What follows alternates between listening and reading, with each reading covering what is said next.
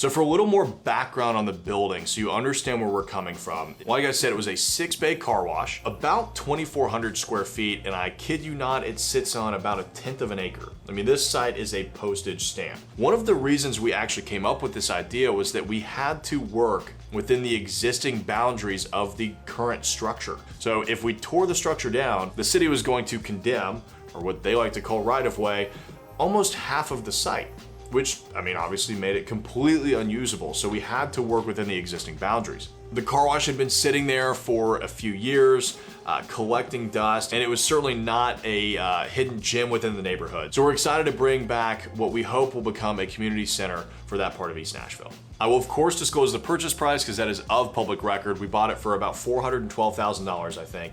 I will not be able to share the construction costs though, because like I said, we have actually figured out, we've kind of cracked the code on doing these micro restaurants. I'm working on my second and third locations at the moment, and we're going to continue to grow this concept. We see this as being successful in any number of neighborhoods throughout the Southeast, which is where I'm really focused on globally. If you have a site that could work for the wash, give me a call. We'd be happy to partner with you on it.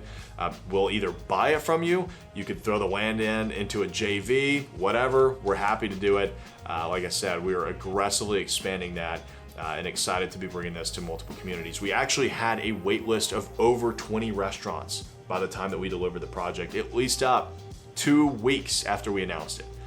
2 weeks. I've never had a project do it like that. So when you're working on a micro restaurant concept like this, one of the key factors that you absolutely have to keep in mind is the affordability, right? I mean, you have to make sure that you're keeping your costs as low as possible so that you can charge lower rent. That way it's actually affordable, attainable for these restaurateurs. So working with Pfeffer Road, we were able to design a beautiful, elegant, yet cost-effective project, which I'm over the moon about because it's ended up leagues and bounds better than I had initially thought it was going to be. We've actually got a patio outside that has somewhere around, I want to say 60 to 80 seats. Half of that, give or take, is going to be covered. And then the bar that I'm doing, which with my partner Jamie, which we're calling Bay 6, we'll have around 20 seats inside. We've had a lot of fun going through the branding with them because we're building a brand, right? We are building the wash as a brand, a multiple concept type of product where we can carry this on project to project. So, working through them with the design, not only of the building, but also of the murals that we're placing on the side, how we're going to show off each individual restaurant, because at the end of the day, it's not really about our brand. Of course, our brand is going to carry the project from site to site, but that's not the centerpiece here. It's all about the small business owners. So we definitely want to make sure that we are highlighting them in the best way possible.